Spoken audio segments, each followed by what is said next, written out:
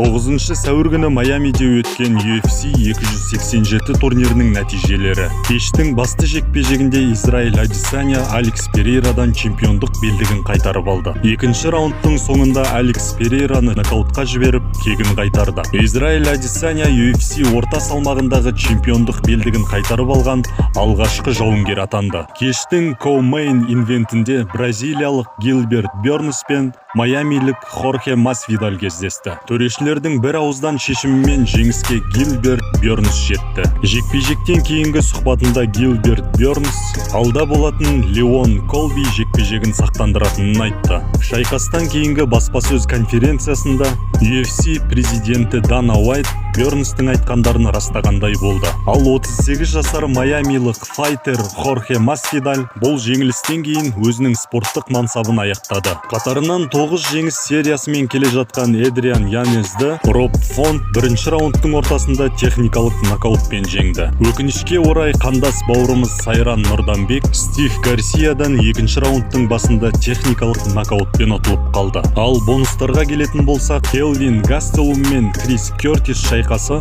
кештің үздік жекпе-жегі атанып $50,000 сыйақы алды. Және үздік өнер көрсеткендері үшін Израиль Адесanya мен Роб Фонтта $50,000 қанжығасына байлады. Сіздермен бірге Төбелес KZ YouTube арнасы. Аралас жекпе-жектер туралы мәліметтерді қазақ тілінде көргіңіз келсе, Төбелес KZ YouTube арнасына жазылып, қоңыраушаны басып қойыңыз. Қазақша контентті қолдап, лайк басып, пікір қалдыруды ұмытпаңыз.